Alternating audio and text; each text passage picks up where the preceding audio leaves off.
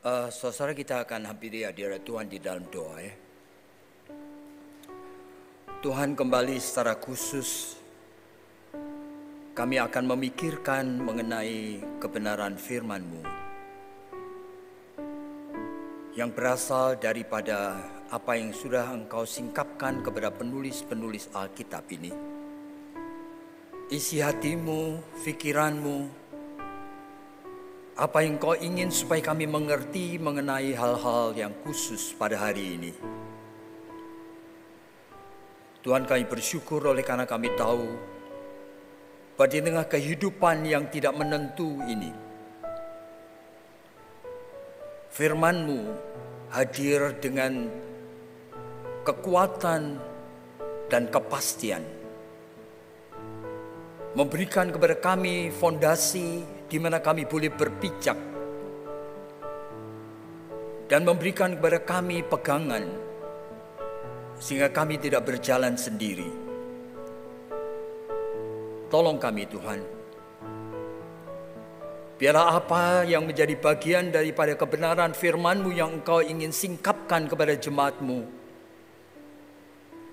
betul-betul mendarat seperti benih-benih yang baik dan jatuh ke tanah yang subur, yang akan tumbuh dan akan berbuah-buah. Tolong kami yang lemah ini, pimpinlah kami Tuhan, biar Roh Kudus bekerja dengan leluasa di dalam pikiran dan hati kami saat ini. Oleh karena hanya di dalam nama Putra-Mu yang tunggal, Tuhan Yesus Kristus, yang adalah Tuhan dan Juru Selamat kami sudah berdoa. Amin.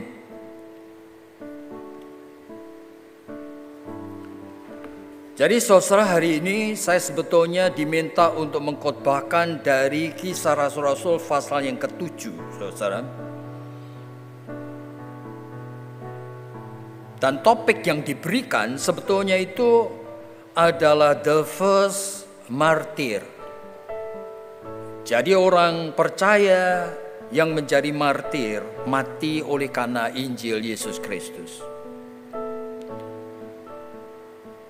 Tetapi saudara, ketika saya merenungkan akan bagian yang diberikan ini dari Kisah Rasul-Rasul pasal yang ke-7, saya jarang mengalami seperti ini ya. Tapi khusus kemarin dan 2 hari ini, Tuhan memberikan kepada saya sesuatu yang beda, saudara. Jadi saya tidak akan fokus kepada topik ini. Stefanus yang mati di rajam ini sebagai the first martyr. Nah, saya tetap akan bacakan, saudara. Jadi Stefanus itu dibunuh dan Saulus itu hadir. Nah, ketika anggota-anggota mahkamah agama mendengar semuanya itu, sangat tertusuk hati mereka dan mereka menyambutnya dengan gertakan gigi. Tetapi Stefanus yang penuh dengan Roh Kudus menatap ke langit, lalu melihat kemuliaan Allah dan Yesus berdiri di sebelah kanan Allah. Lalu katanya, sungguh aku melihat langit terbuka dan Anak Manusia berdiri di sebelah kanan Allah. Maka berteriak-teriaklah mereka sambil menutup telinga, serentak mereka menyerbu dia, menyeret dia keluar kota, melemparinya dia dengan batu tentunya. Dan saksi-saksi meletakkan jubah mereka di depan kaki seorang muda yang bernama Saulus, yang nantinya menjadi Paulus. Sedang mereka melemparinya, Stefanus berdoa katanya, ya Tuhan Yesus, terimalah rohku. Sambil berlutut ia berseru dengan suara nyaring, Tuhan, janganlah tanggungkan dosa ini kepada mereka. Dengan perkataan itu meninggallah dia. Saya akan membacakan 1-2 bagian ayat yang lain, saudara. Yang pertama adalah dari 2 Korintus pasal yang ke-11. Ayatnya yang ke-14. Hal itu tidak usah mengherankan, Sebab iblis pun menyamar sebagai malaikat terang. Jadi bukanlah suatu hal yang ganjil jika pelayan-pelayannya menyamar sebagai pelayan-pelayan kebenaran. Kemudian masih ada lagi satu bagian dari Efesus yang saya ingin bacakan, yaitu Efesus pasalnya yang ke-6.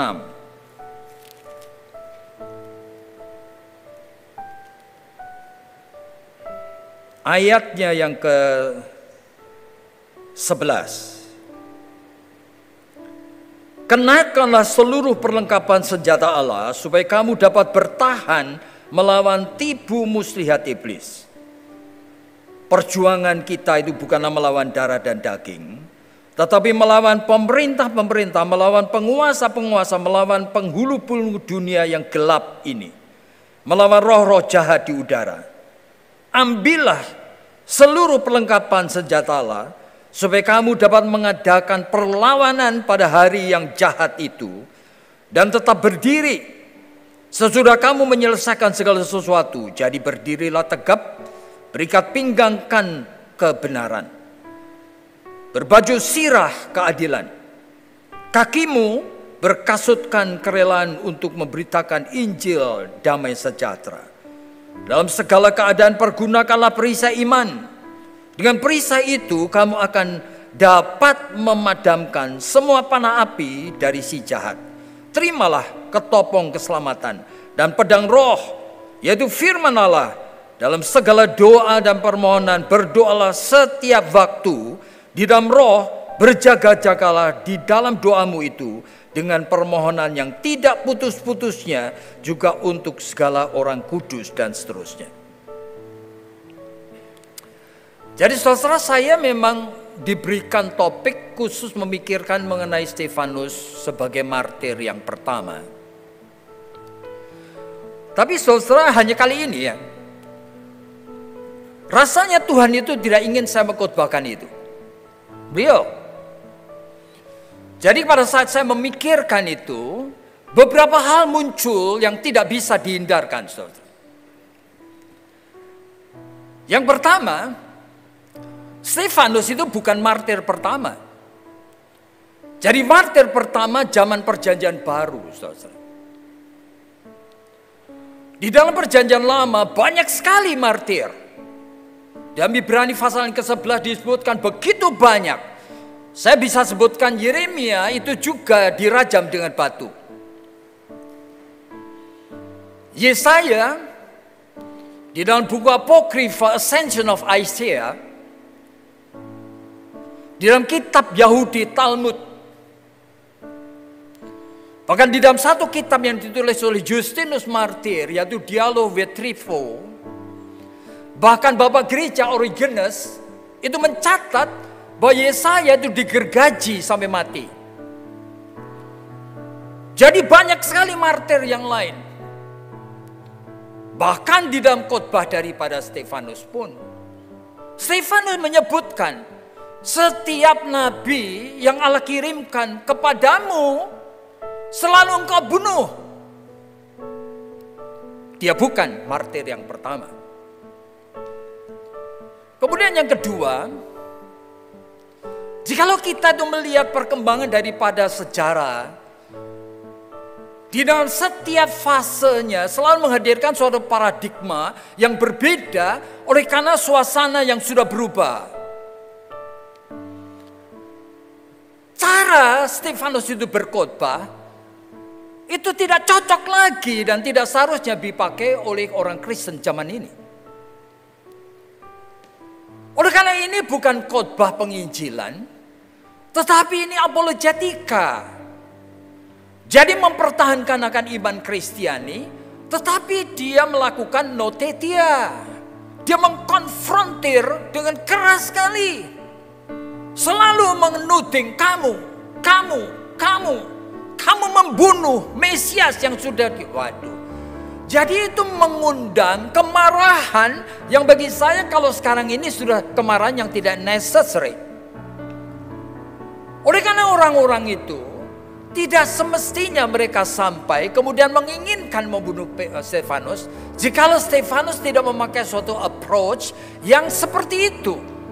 Yang sebetulnya approach yang melukai hati, menuduh, mengatakan kamu pembunuh. Sejak mula nenek moyangmu juga pembunuh. Bayangin. Jadi ini kalau kita mau lihat di dalam segala perkembangan zaman, kita selalu melihat ada perubahan-perubahan paradigma. Bahkan ketika saya masih muda, saya belajar untuk PI, itu dengan Four Spiritual Law dari Bill Bright, dari Campus Crusade for Christ. Mau khotbah, memberitakan Injil kepada orang yang belum percaya. Sebetulnya simple sekali, katakan Roma 3:23. Semua orang sudah berbuat dosa. Roma 6:23, upah dosa itu maut. Yohanes pasal yang ketiga 16, karena demikianlah besar kasih karunia Allah. Sehingga barang siapa yang percaya akan diselamatkan. Kasih lagi satu ayat. Kisah Rasul-Rasul pasal 16 ayat 31. Percayalah kepada Yesus, kamu akan selamat. Nah, tetapi ketika ini dipakai, sejarah ini sudah berubah lagi. Sehingga James Kennedy, itu seorang pendeta dari Coleridge Presbyterian Church yang ada di Amerika itu, saya mengatakan for spiritual law itu sangat, tanda petik ya, sangat beresiko jikalau sampai dikhotbahkan oleh orang-orang yang pada dirinya sendiri belum bertobat. Makanya dia develop approach yang berbeda lagi, yang namanya evangelism explosion.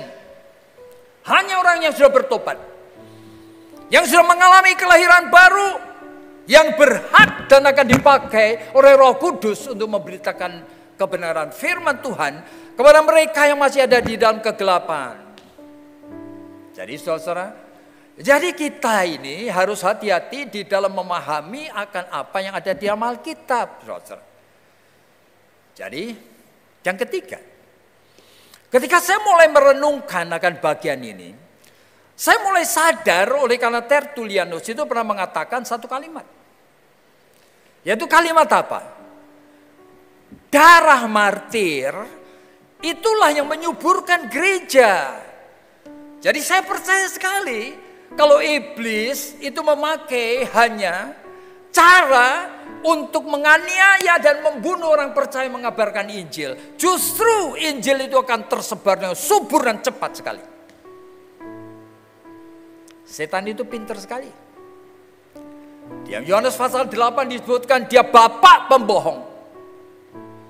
Dan di dalam 2 Korintus pasal yang ke-11. Dia menyaru sebagai malaikat terang. Justru dia tahu, meskipun setan sumber daripada kerusakan, kebinasaan, kejahatan, semua yang akan tingkah laku berdosa yang manusia itu lakukan. Tapi setan tahu sekali, yang justru bakal melumpuhkan gereja dan umat Kristen, bukan penganiayaan, bukan menjadikan mereka itu martir-martir, yang justru akan menyuburkan gereja. Tetapi setan menyaru sebagai malaikat terang, memakai sarana, memakai kehendak Tuhan, memakai prinsip-prinsip kebenaran firman Tuhan yang memang Tuhan ajarkan, ikut numpang. Tetapi memberikan isi, arah yang mulai bergeser, saudara. Luar biasa sekali. Iblis menyaru sebagai malaikat terang. Nah ini perhatikan ya. Nah, sehingga saya itu mendapatkan beban, justru kesanalah saya harus berkhotbah pada pagi hari ini. Mengapa begitu? Supaya kita tahu dengan jelas bahwa sebetulnya itu trik yang iblis itu pakai, menghadirkan akan pencobaan dan perusakan dari segala sesuatu. Itu caranya bagaimana? Memang iblis itu juga nanti akan menghadirkan segala macam jenis kejahatan. Pabrik ekstasi, pabrik narkoba, rumah sakit pelacuran, jutaan situs porno, name it. Semuanya sumbernya dari dia. Tetapi apa saudara mengerti apa yang dia lakukan sebetulnya? Nah, saya tidak bisa bicara lebih daripada 3 atau 4 poin aja. Yang pertama, iblis tahu Tuhan yang menciptakan manusia dan manusia yang sudah jatuh di dalam dosa ini. Tetapi Tuhan tetap menghadirkan supaya manusia ini, tanda petik, itu melakukan great cultural mandate. Saya akan ulangi. Tuhan menciptakan manusia. Manusia sudah jatuh dosa pun.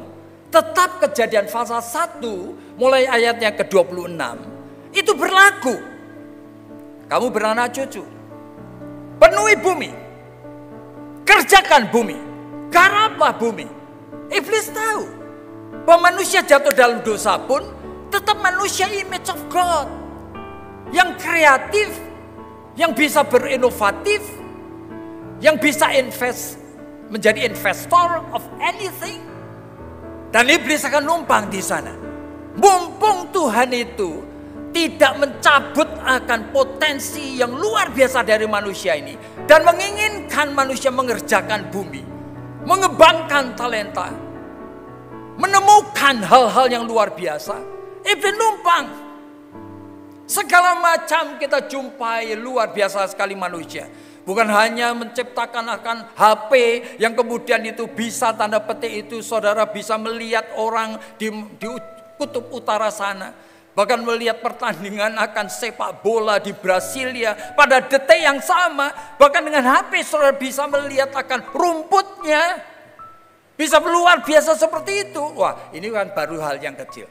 Tapi iblis ingin supaya manusia enjoy akan segala yang diciptakan, sehingga pikiran manusia untuk berimajinasi dan keinginan untuk mendapatkan kebutuhan melalui satu aspek dari sekian juta aspek. Perhatikan, satu aspek aja. Saya kalau melihat orang yang membuat animasi film saja, saya kagum-kagum luar biasa sekali bagaimana orang bisa membuat itu dengan alat komputer, dengan program tertentu. Oke? Tapi yang muncul dalam pikiran saya adalah baik orang itu maupun kita penontonnya sekarang itu tidak lagi membutuhkan Tuhan. Dalam arti memang itu saja yang kubutuhkan untuk menikmati segala imajinasi dan dream yang tidak pernah aku bayangkan. Tidak ada batasnya. Jadi manusia punya potensi untuk merasa, untuk bisa menginginkan sesuatu, untuk bisa merasa, mengalami sesuatu. Semuanya sudah terpenuhi di sana, saudara. Saya baru bicara 1 dari sekian juta. Saudara kalau menyetir akan mobil saudara. Saya setiap kali setir mobil saya selalu kagum. Oleh karena apa? Mobil yang tua pun interiornya itu saya bagaimana membuatnya. Kan dashboardnya seperti itu. Bagaimana menjahitnya dan kulitnya dan apanya. Ajaib sekali. Jadi saudara memperhatikan. Setan itu memberikan push. Terus kemana? Penciptaan terus. Tidak ada habisnya. Untuk apa? Semua yang Tuhan itu rencanakan di dalam diri manusia ini tidak akan tercapai. Manusia mencipta to glorify God. Untuk memuliakan sang pencipta. You dan saya hanya bisa mengucap dari mulut tok. Tidak pernah saya menikmati lagi Tuhan. Dan firman-Nya sampai kucurkan air mata lebih daripada film Korea.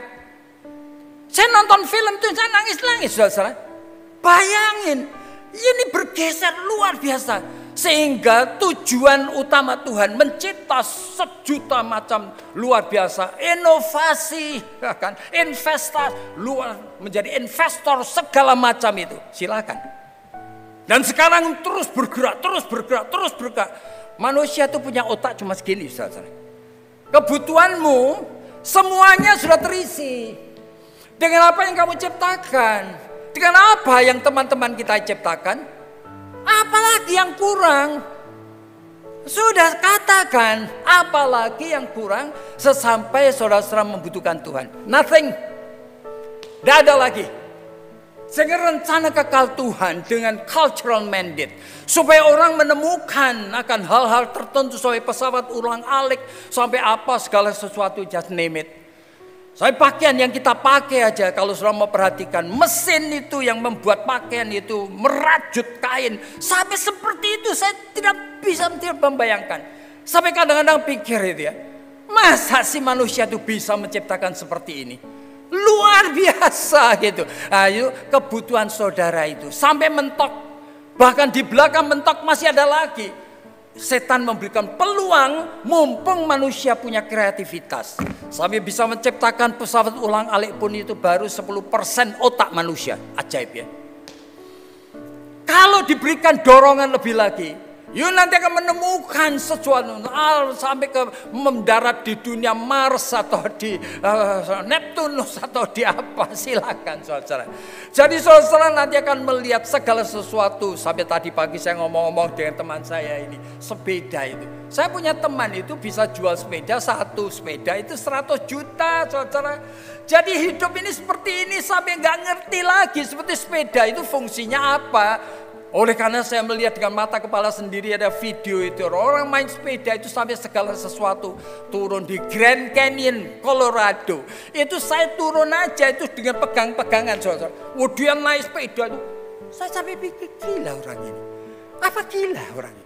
Ternyata bisa selamat dah. Dengan sepeda putar balik seperti itu. Jadi manusia. This is human. This is you and me. Tuhan tidak intend. Punya purpose, menciptakan manusia sebagai peta dan gambar Allah, menjadi pencipta untuk apa? Untuk diri sendiri dinikmati, bukan itu.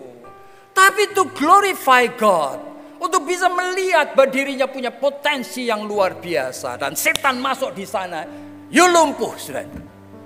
Sehingga kalau Tuhan mengatakan kasihlah Tuhan Allahmu dengan segenap hatimu. Tidak ada manusia yang bisa mengasihi Tuhan dengan segenap hati. Dengan segenap jiwa. Tidak mungkin ada orang mengasihi Tuhan dengan segenap jiwa. Akal budi lagi. Oleh karena semua hati, pikiran, perasaan kita sekarang untuk ini.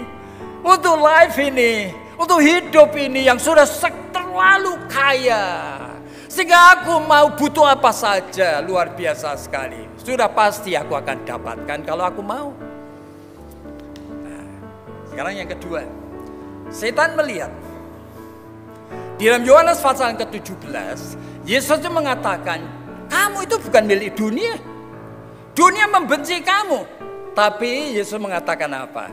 Tapi aku berdoa kepada Bapa. Jangan ambil anak-anakku ini dari dunia. Jangan ambil.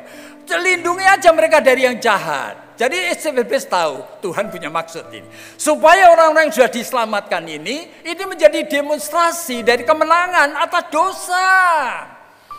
Demonstrasi menjadi terang dan garam di tengah dunia yang gelap dan hambar yang tidak ada apa-apanya ini. Nah, setan masuk di sana. Begitu manusia diizinkan oleh Tuhan, yang sudah diselamatkan pun tetap dicokolkan di tengah dunia. Berarti, tahu, Tuhan juga ingin supaya manusia ini kan hidup seperti manusia yang lain. Saudara itu hidup seperti manusia yang lain. Saudara butuh duit, saudara butuh makanan, pakaian, minuman, unlimited. Dan sekarang, perintah Tuhan apapun juga tidak akan berlaku. Jangan kamu terlalu cinta harta benda. Di dalam 1 Yohanes pasal 2, jangan cinta dunia. Itu omongan dari Tuhan itu hanya lewat. Tidak mungkin saudara tidak cinta dunia. Uang akar dari segala kejahatan. You pasti tidak mungkin tidak. You pasti mencintai uang daripada lebih dari Tuhanmu. Tidak mungkin saudara itu kan. Oleh karena apa? Dengan uang itu hidup real. Betul-betul bisa dinikmati. Dengan makanan, minuman, yuk sebutin aja ada sekian ribu jenis daripada anggur. Waduh, ini baru minuman saudara. Jadi saudara-saudara membayangkan surga itu seperti apa? Masa surga itu lebih kaya daripada dunia yang bisa minum anggur yang luar biasa itu. Sampai membuat kita itu sampai waduh seperti itu. Membayangkan pun tidak bisa. Saya beberapa waktu yang lalu itu ya ada orang mancing itu mendapatkan bluefin tuna, ya kan? Lalu dilelang, ternyata yang besar sekali hampir 4 kuintal itu. Ya, 400 kilogram itu. Itu ternyata bisa dilelang dan yang membeli yang bid itu siapa? Mr. Kimura. Berapa satu tuna itu dibayar sama dia? 1,7 juta dolar. Loh, apa orang gila dia? Enggak. Ini hanya just prestige. Dia tidak jual lagi itu. Oleh karena nama perlu sekali my restoran gitu loh. Restoran sushi di Tokyo itu bisa jual, bisa membeli tuna. Satu tuna tidak akan dijual ini hanya untuk prestis. Jadi hidup ini seperti ini saudara. Jadi saudara bisa membayangkan semua rencana kekal Tuhan dalam hidup orang percaya tidak akan berlaku. You say, baik makanan, minuman, apa segala sesuatu, perumahan, rumah, semuanya Tuhan katakan jangan terlalu cinta dunia. Tapi tidak mungkin manusia tidak cinta dunia. Jangan terlalu cinta uang, tidak mungkin manusia itu tidak cinta uang. Dia hanya guilty sementara. Bagi yang percaya hanya gelisah. Tetapi saudara akan masuk lagi di dalam arus pencarian uang, berebut uang, kompetisi, makin kaya, makin kaya. Tidak akan ada kuasa apapun juga bisa melepaskan saudara. Ini pekerjaan setan. Yang ketiga, setan tahu sekali. Tuhan mengendaki. Memang bagian yang pertama setan tidak berdaya. Yaitu apa? Keselamatan itu anugerah.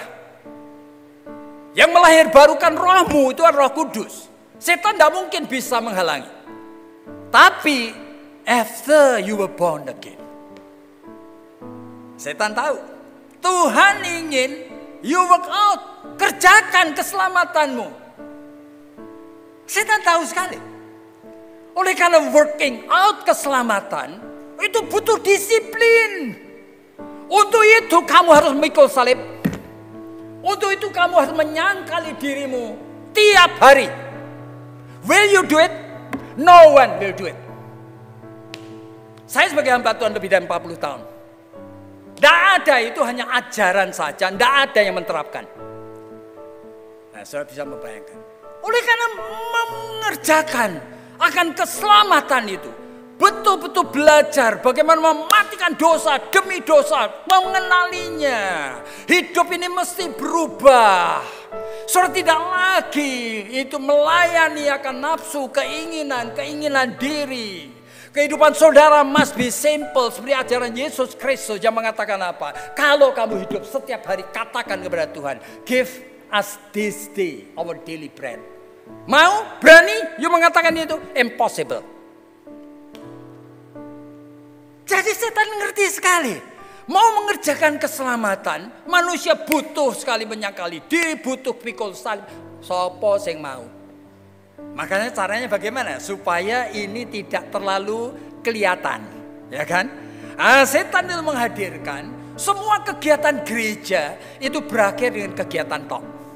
Makanya dari James Fowler itu selalu disebutkan. Itu level-level iman orang percaya. Itu dari 0 sampai yang ke-6, ya kan? Itu 99% orang Kristen cuma sampai level 3. Ya, level pertama itu undifferentiated faith. Orang Kristen tidak ngerti tujuannya apa, ya kan? Level yang pertama itu ada intuitive projective faith. Ya, orang Kristen mulai menikmati gereja, main piano, apa nyanyi, menikmati. Ada hal, tapi tidak ada hubungannya dengan Tuhan langsung. Jadi orang-orang yang menikmati seperti itu, suka nyanyi, suka melayani. Sekarang bertanyalah pada dirimu. You membaca Alkitab? Ya. Serius?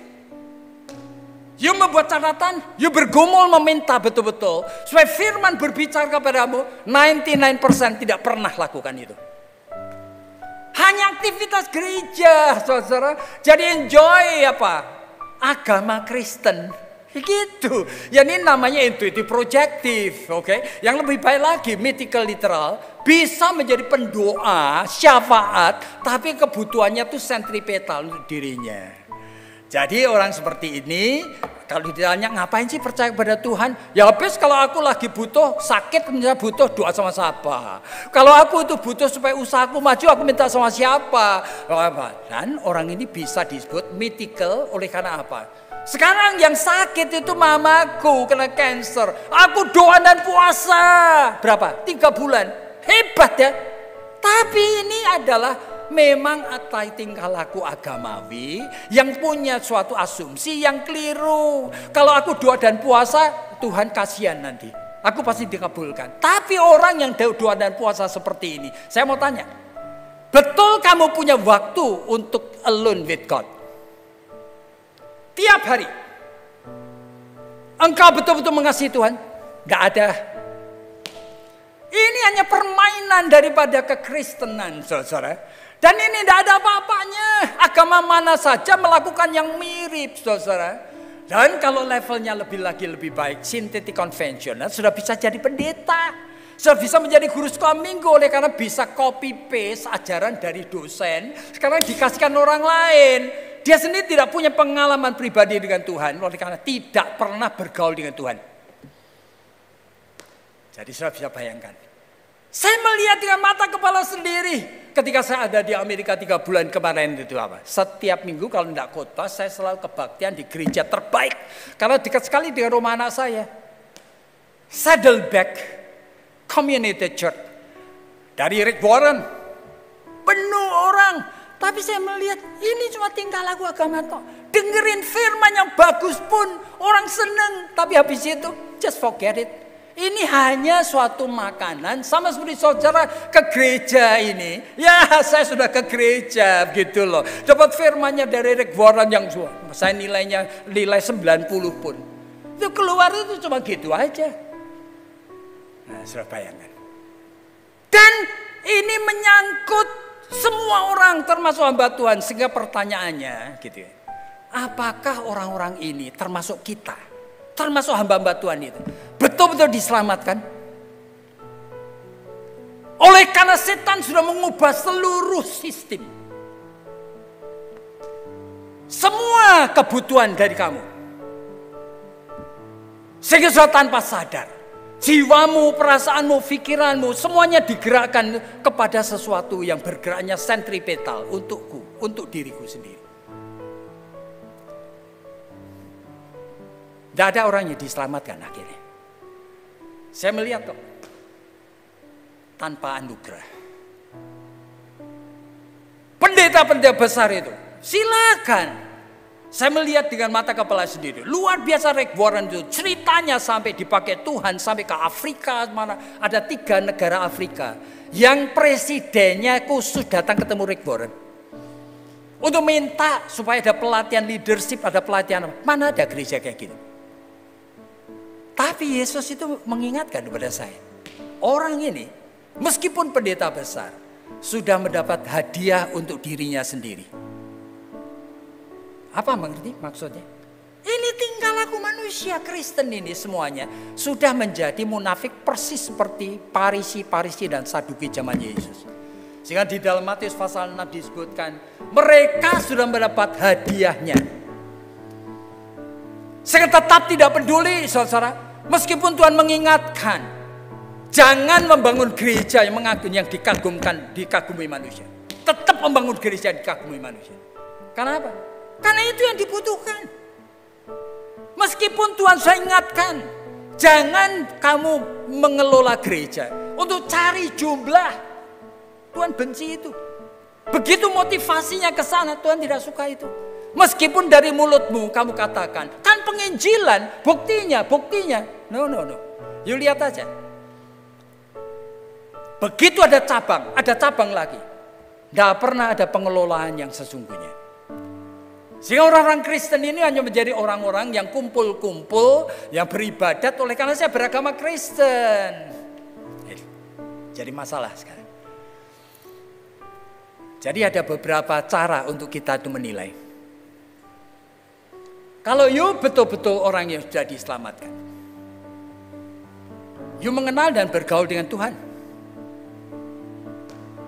Kalau you betul mencintai Tuhan Yesus.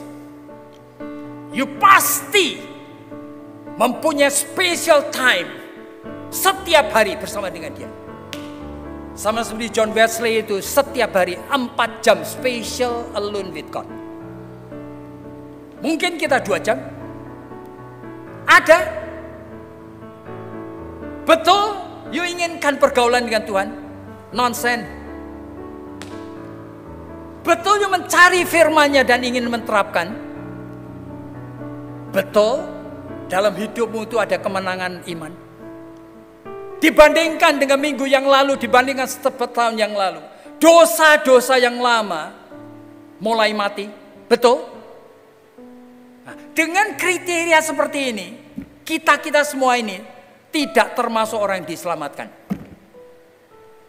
Kita itu akan bertemu dengan Yesus. Dan Yesus akan mengatakan, oleh karena kita akan mengatakan sama seperti Matius pasal 7 itu, Tuhan, Tuhan, aku sudah bernubuat demi nama-Mu.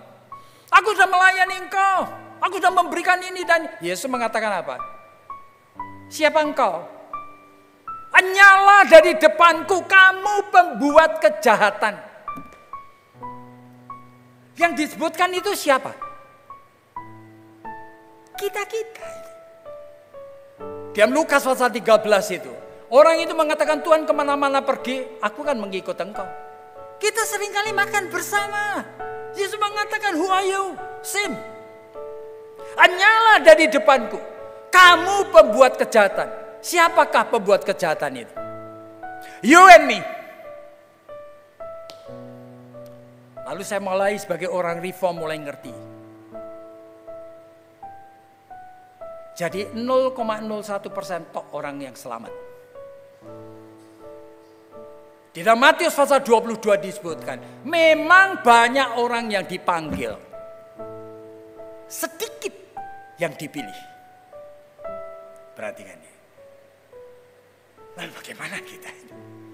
Oleh karena tanda-tanda bagi kita ini mencintai Tuhan, mengasihi Tuhan, mengenal Tuhan, bergaul dengan Dia, tidak ada hamba Tuhan yang besar pun sampai yang kecil seperti saya tidak pernah melakukan dengan sungguh-sungguh. So what? Nah, saya mulia melihat bagian yang lain dari Alkitab. Ternyata Tuhan juga memberikan penghiburan. Kenapa? Oleh karena kita sebetulnya itu tidak jelas sekarang. Siapa kita?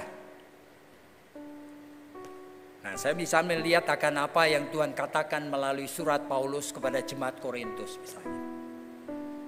Jemaat Korintus jemaat yang brengsek. Orang kawin berzina, memecah belah gereja, membawa akan anggota keluarga ke pengadilan dunia, macam-macam. Tetapi jemaat yang seperti itu, saudara, Paulus itu mengatakan bahwa engkau adalah orang yang penuh kasih karunia. Engkau tidak kekurangan segala sesuatu. Kenapa seperti ini? Supaya kita kalau secara garisnya jelas kita tidak bakal diselamatkan. Tetapi Tuhan masih memberi kesempatan. Who knows? Bahwa you akan berubah ini. Jikalau aku itu menerima kamu sebagai orang yang sudah diselamatkan. Nah, itu Paulus mempunyai attitude seperti itu. Nah, attitude seperti itu yang saya ingin kita itu pakai. Mau menilai yang sekarang ini, tidak ada satu orang pun di sini yang bakal diselamatkan. Oleh karena kita termakan di dalam permainan iblis yang sudah seperti ini. Tetapi kita disebut oleh Tuhan, kamu itu adalah kekasih-kekasih Allah. Kasih karunia Allah itu berlimpah dan kamu tidak kekurangan apa-apa. Tapi ingat, kerjakan. Nah, apa maksudnya? Makanya saya kutipkan itu di dalam Di dalam Efesus pasal yang ke-6 tadi. Jikalau kamu betul mau membuat keselamatanmu itu menjadi real,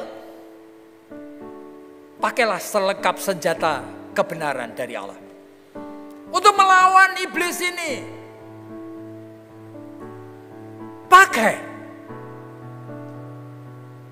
kamu harus tahu cara kerja iblis. Pakailah ikat pinggang kebenaran. Kenapa disebut truth? Yohanes pasal 8 ayat 32 disebutkan, if you know the truth will set me free. Berarti knowing itu bukan hanya mengenal akan Alkitab dan saudara baca, enggak. Sampai sudah menjadi sesuatu yang integrate dengan dirimu. Nah, kamu itu harus belajar untuk bukan cuma hidup dalam gratia-Nya Tuhan, tapi belajar notisia, mengenali firman-Nya, dan belajar mengenali sungguh-sungguh saya membentuk konsep-konsep yang benar. Lalu kamu apa? Asensia. Kamu itu rela rely on. Rela diatur firman ini supaya kamu mengalami experience-nya. Nah, inilah persoalannya. Kamu berikatkan pinggang itu siap untuk bertempur melawan iblis. Setiap saat yang di dalam Petrus disebutkan, dia persis setiap detik akan melulur kamu. Tapi jikalau kamu itu ikat pinggang kebenaran, itu ikat pinggang siap to fight with the truth of God. Jadi kamu jangan biarkan pengetahuanmu. Sekarang kalau saya mau tanya, betul sudah kita itu melewati fase-fase sehingga firman Tuhan itu menjadi pengalaman yang memerdekakan.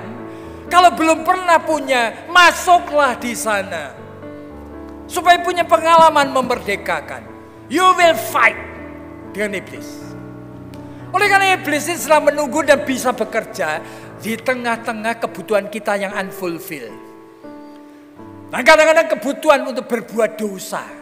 Begitu mau berbuat dosa, imajinasi yang kotor muncul, iblis langsung menumpangi sudah. Karena dia maklar. Dia akan membuat itu. Semua kebutuhan yang kotor itu terpenuhi, saudara. Nah, dan selalu nanti menemukan excuse. Ini kan sama seperti orang-orang lain juga berimajinasi kotor. Hanya untuk orgasme. Silakan. You sudah menjadi budaknya iblis. Pada saat tidak sadar, iblis menunggu kamu loh ini. Begitu kamu punya unfulfilled need, dan kamu ingin dorongan insting yang kotor, yang tidak baik ini, kamu ingin lampiaskan. Jika memberi lu peluang, dia masuk. You tidak bisa perang. You hanya bisa berperang melawan dia jika ready. Ikat pinggang kebenaran. Baju sirah keadilan. Kenapa disebutkan itu? Kenapa kok baju sirah? Baju sirah itu melindungi dada kita ini. Okay. Tapi keadilan, what does that mean? Nah, ketika saya melihat kata keadilan, saya ingat akan mitos Yunani. Anak dari Zeus itu ada berpuluh-puluh saudara. Salah satunya namanya Themis. Themis itu dewi keadilan dan kebenaran.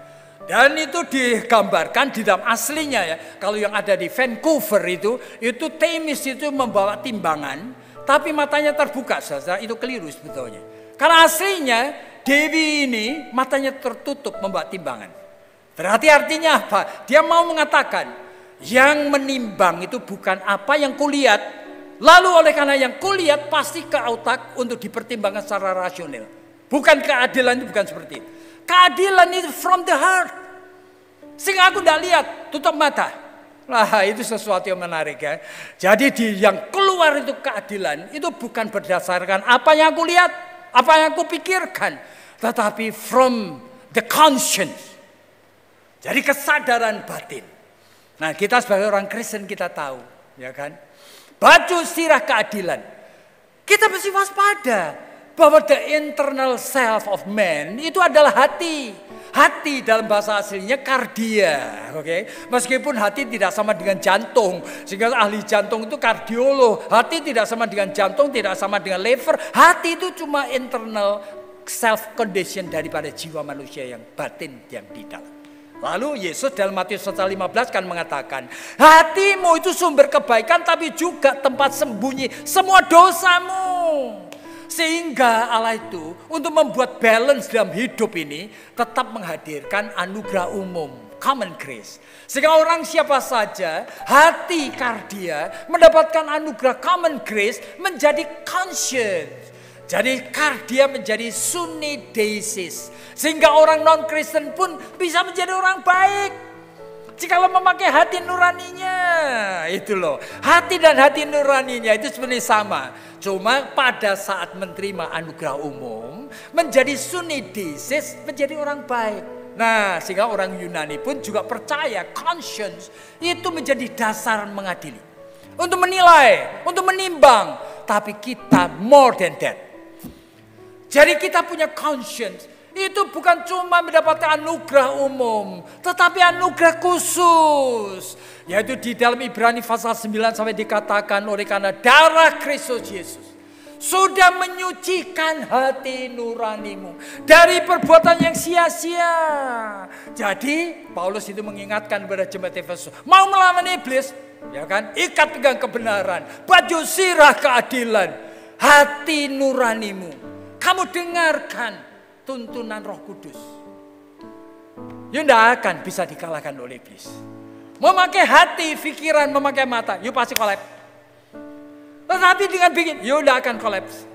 Roh Kudus itu akan menuntun kamu, menimbang, menilai, sehingga kamu tahu apa yang menjadi kehendak Tuhan. Tapi bukan cuma 2, ternyata ada 7 bagian dan saya percaya tidak semuanya saya bisa khotbahkan oleh karena waktu. Saya lihat waktunya sudah jam 9.11. Jadi ikat pinggang kebenaran, ya kan, baju sirah keadilan, lalu kasut untuk memberitakan Injil. Itu artinya kakimu itu kemana? Manusia di dunia dalam setiap aspek sampai kepada pernikahan pun sebetulnya tidak ngerti tujuannya apa. Dan iblis itu mau menuntun, memberikan tujuan. Hati-hati ini. Jadi sama seperti Alice in Wonderland, itu cerita dari kuno itu tahun barangkali 1800 sekian itu. Jadi Alice yang sedang berkeliaran di hutan itu, kemudian melihat 2 jalan, ya kan? Mau ke sana atau ke sana. Kemudian ada seekor kucing di sana yang tanya kepada dia, "So where do you go?" "I don't know where to go." Lah, kamu ingin sampai kemana? Juga I don't know. Oh, jadi kalau kamu tidak tahu mau kemana, ya kamu pilih jalan apa saja. Oleh karena Alice mengatakan, pokoknya aku bisa tiba di suatu tempat. Ya apa itu? Tidak tahu. Kalau tidak tahu, you pilih mana saja pasti tiba suatu tempat. Nah, ini suatu picture dari life. Yang sebetulnya hidup ini seperti ini. Saudara mau bicara mengenai cari duit, mau berbicara menyekolahkan anak, semuanya purposeless. Ingat, Tuhan saja yang bisa memberikan purpose. Dan dia mengingatkan kepada you. Purpose-nya adalah sama seperti yang 2 Korintus pasal 10 Rasul Paulus mengatakan, yaitu akan make captive all mind of people in the world. Untuk dijadikan apa? Tawanan daripada apa? Mind of Christ. Jadi PI, pekabaran Injil, kasut mengabarkan Injil, itu bukan hanya pergi PI, saudara. Tetapi memenangkan setiap pikiran-pikiran dunia ini. Di bawah kuasa pikiran Kristus. Will you do it? Kristus memberikan loh. You mau? Pasti diberi. Makanya kasut kemana kamu pergi. Hidupmu itu purposeful, bukan purposeless. Dan itu menghadapi setan. Ini cara-cara seperti ini, saudara. Dan badan kaki, kemudian setelah itu apa? Perisai iman. Nah ini. Ya, iman, perisai menahan semua panah api dari si jahat. Nah kita perlu waspada. Jahat selalu akan mengirimkan segala macam pesan dan attack saudara dengan segala satu macam. Tetapi you harus punya shield yang melindungi dirimu. Iman. Iman itu anugerah yang kedua. Anugerah pertama yang Tuhan berikan adalah keselamatan. Yaitu apa? Kelahiran baru. Tapi manusia 99% tidak mengerti saya sudah dilahirkan baru atau belum. Tidak ngerti. Oleh sebab itu Tuhan memberikan anugerah kedua. Yaitu apa? Faith. Faith itu membuat saudara bisa merasa. Bisa mengalami. Bisa mengerti. Betul saya sudah dilahirkan baru. Jikalau saudara memakai semua spiritual means yang Tuhan sediakan dalam tubuh darah dagingmu. Jadi mau mengalami encountering with God, Tuhan Yesus hadir dalam hidupmu. Tidak ada cara lain. Kecuali you memakai spiritual means, sarana yang ada dalam tubuh darah daging. Yaitu pada saat mendengarkan khotbah, otak, mata, fokus. Dan hati, berikanlah dengan lapar dan haus. Aneh sekali. You bisa, pasti bisa. Oleh karena Roh Kudus sudah ada padamu. Memberikan yang terbaik. Sehingga firman Tuhan ini bukan lewat, tapi aku bisa tangkap, aku bisa pahami. Jikalau memakai spiritual means. Jadi kalau kamu itu memakai suatu tameng iman yang memakai spiritual means, kamu adalah orang-orang yang langsung mengalami encountering with God. Tuhan itu hadir dalam hidupmu. Mana ada kuasa kegelapan bisa menyentuh kamu. Jadi ini adalah merupakan cara-cara di tengah dunia yang hopeless. Kondisi kita yang saya percaya sekali. Kalau mau dinilai dengan kriteria yang Alkitab beri, tidak ada satu orang pun yang selamat. Kecuali yang pasti jelas itu. Seperti nabi-nabi besar, yang barangkali Dietrich Bonhoeffer, barangkali Hudson Taylor, barangkali William Carey, barangkali itu, Erikson Tada, atau wah itu orang-orang begini. Kelihatan sekali hidupnya memang untuk Tuhan. Mother Teresa. Tapi kita ini, termasuk pendeta-pendeta besar yang bisa attract jutaan orang itu, adalah orang yang sudah mendapat upahnya sendiri. Tidak ada tanda-tanda kehidupan mereka adalah kehidupan dari orang yang mencintai Tuhan. Dengan segenap hati, dengan sepenuh akal budi. Mereka mencintai nama, mencintai uang, mencintai popularitas, membangun akan menara untuk dirinya sendiri. Semuanya, name it, sebutkan kalau ada. Hamba Tuhan yang tidak membangun namanya sendiri. Jadi berdasarkan kriteria Alkitab, tidak ada yang bisa diselamatkan. Tapi Tuhan masih memberikan kesempatan. You prove it. Tuhan memberikan selengkap senjata kebenaran. Use it. Dan saudara akan betul-betul tahu bahwa saudara dan saya termasuk yang diselamatkan. Kiranya Tuhan memberkati akan pemberitaan firman pada pagi hari ini. Dan kita pulang dengan satu konsep dan pikiran yang benar. Mari kita tunduk kepala dan berdoa. Tuhan, kami tahu kami penuh dengan kelemahan, tetapi kami percaya Tuhan, kami milik-Mu. Meskipun di dalam fenomena dengan perasaan, pikiran dan bukti yang nyata dari waktu ke waktu, kami semua masih hidup terlalu mencintai dunia, terlalu mencintai uang, terlalu mencintai apa yang kami miliki. Kami tidak mempunyai cinta terhadap Engkau. Kami tidak punya waktu kepadamu. Kami tidak punya kesungguhan untuk betul-betul mengasihi dan melayani Engkau. Tuhan, tolong supaya kami boleh berani untuk memakai selengkap senjata Allah untuk melawan kuasa kegelapan. Sehingga kami boleh mulai menemukan bukti kami betul-betul orang yang diselamatkan. Berkati jemaat ini dan tolong kami semua Tuhan. Oleh karena hanya di dalam nama Tuhan Yesus Kristus kami sudah berdoa. Amin.